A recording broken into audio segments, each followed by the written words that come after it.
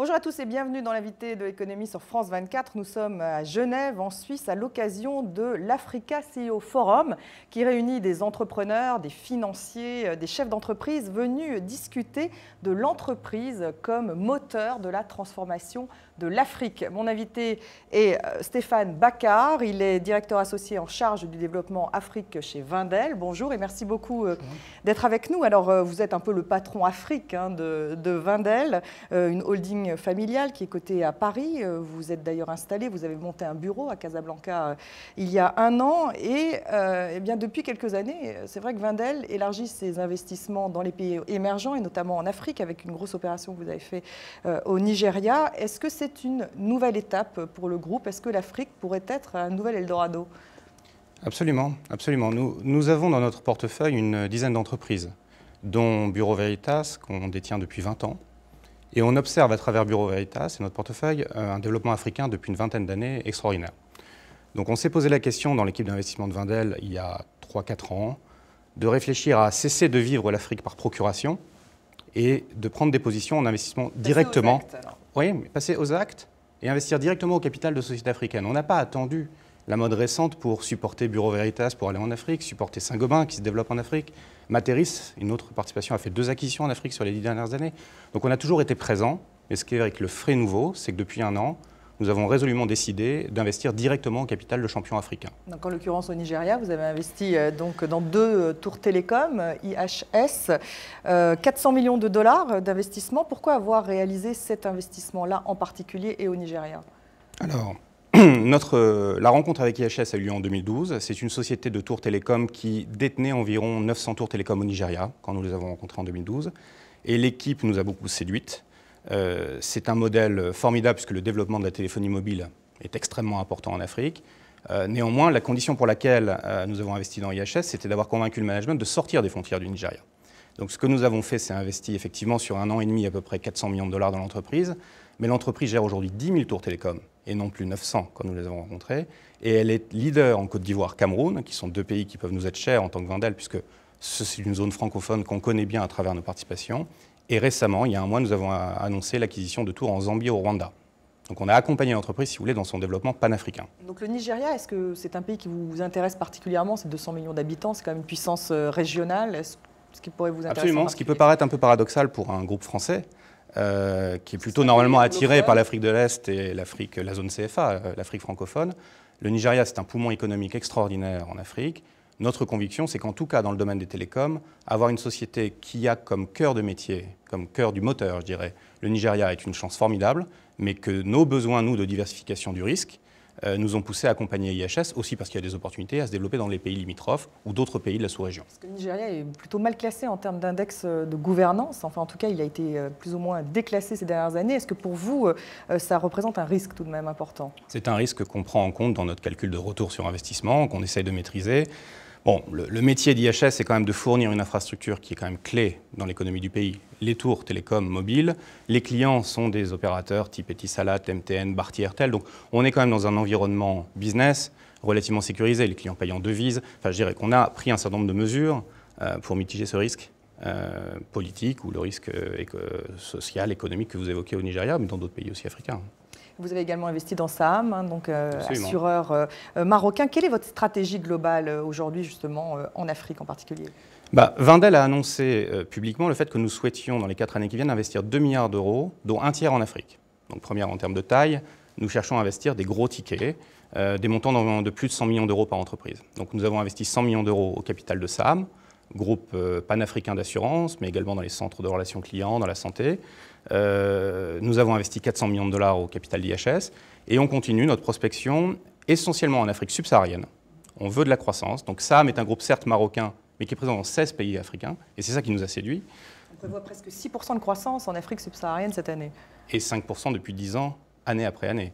Donc absolument, on est très focalisé sur l'Afrique subsaharienne. On cherche des plateformes panafricaines, donc on n'investira pas dans une société qui est dans un seul pays. Nous cherchons à diversifier notre risque et les opportunités en investissant dans des sociétés qui sont déjà présentes dans plusieurs pays, ou en tout cas des sociétés comme IHS où on a l'opportunité de les accompagner dans ces acquisitions dans différents pays.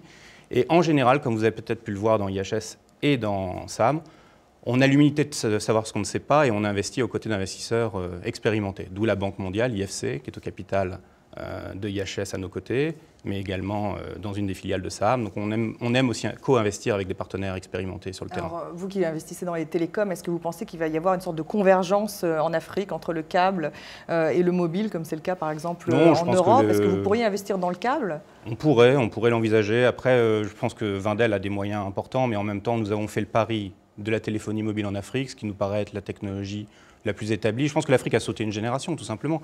Les jeunes Africains ont tous un smartphone, communiquent tous par téléphonie mobile.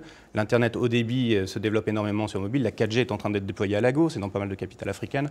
Je ne crois pas qu'ils reviendront à la téléphonie fixe et le câble est probablement une technologie complémentaire, mais qui ne sera pas prédominante, à mon avis, sur le continent. C'est intéressant de voir que l'Afrique suscite vraiment l'intérêt aujourd'hui des fonds anglo-saxons. Ils deviennent de vrais concurrents pour vous. Je pense en l'occurrence à Philippe Costello, ancien patron de TPG en Europe, qui a un fonds, mais il n'est pas le seul. Comment les percevez-vous? Comment percevez-vous cette concurrence? Comment faire la différence? Alors, il y a plusieurs réponses à cela. La première, c'est que Wendel n'est pas un fonds d'investissement. Nous sommes une holding familiale, nous sommes long terme, et je pense qu'en Afrique, c'est un énorme avantage. Pouvoir avoir la capacité de gérer les cycles et d'investir dans la durée sur des tendances de fonds nous différencie mécaniquement des fonds d'investissement qui réfléchissent à 4-5 ans. Nous réfléchissons à 10 ans ou plus et on aime se qualifier comme un investisseur long terme. Y compris dans IHS, y compris dans Saham? Y compris dans IHS, y compris dans Saham, et je vous dirais y compris dans Bureau Veritas où nous y sommes depuis 20 ans et un certain nombre d'autres participations que nous détenons depuis... Je crois que la moyenne de détention chez Wendel est au-delà de 13 ans. Donc globalement, nous sommes très différenciants de ce point de vue-là.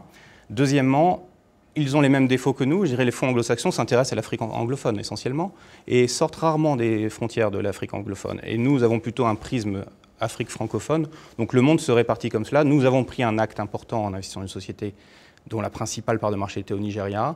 Mais je pense que l'Afrique offre tellement d'opportunités qu'il n'y a pas une concurrence directe entre les fonds. On dit justement que l'Afrique anglophone est beaucoup plus business. Il y a plus de croissance plus importante qu'en Afrique francophone.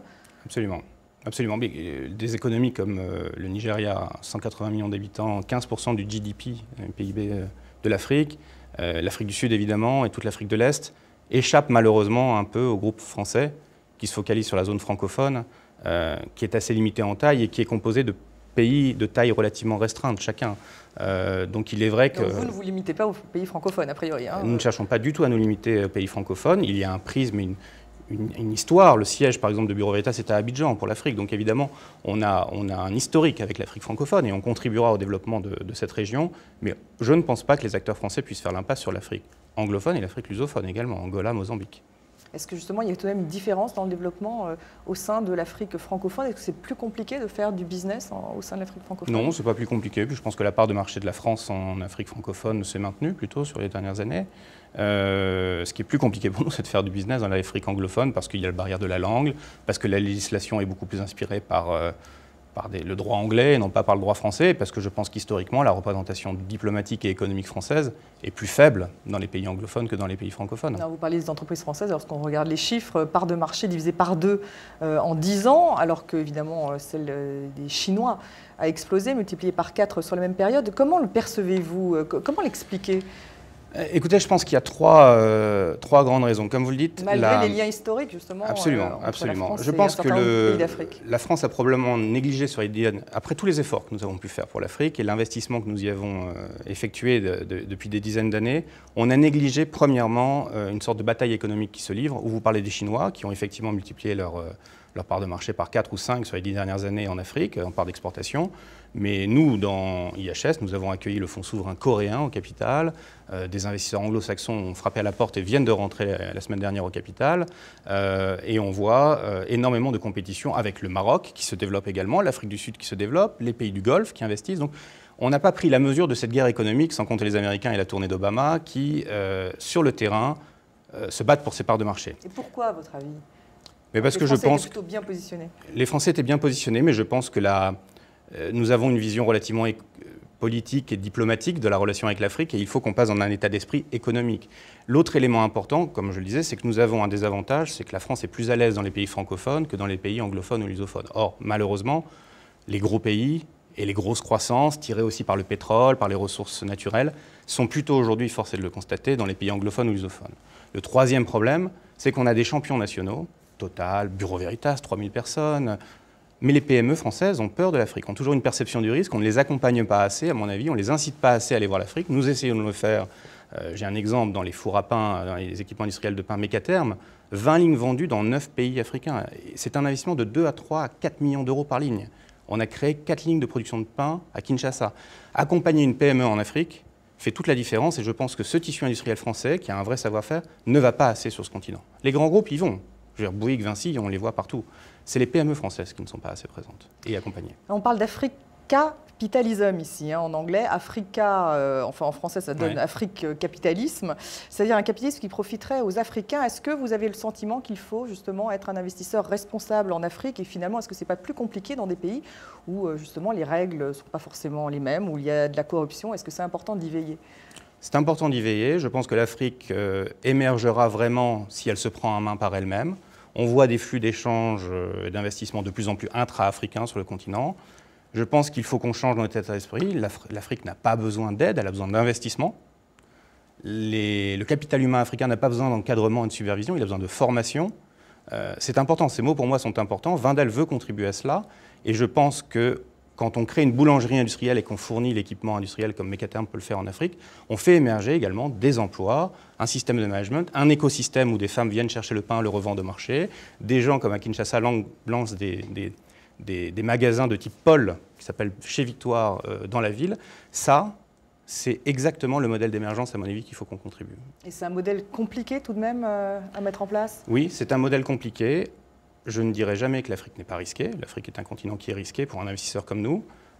Maintenant, notre analyse, de par la croissance démographique, l'âge, 40% de la population a moins de 15 ans, 50 villes de plus d'1 million d'habitants, une normalisation politique, une réduction des conflits, nous fait penser, et c'est la conviction qu'on a bâtie, que le retour sur nos investissements et le potentiel et la croissance qu'on peut capturer l'emportent largement sur les risques, souvent perçus, mais sur le terrain, dans la réalité quand même beaucoup moins prégnant que ce qu'on entend dans les médias en France à distance. Merci beaucoup Stéphane Baka. Merci. Merci à vous de nous avoir suivis et restez avec nous sur France 24.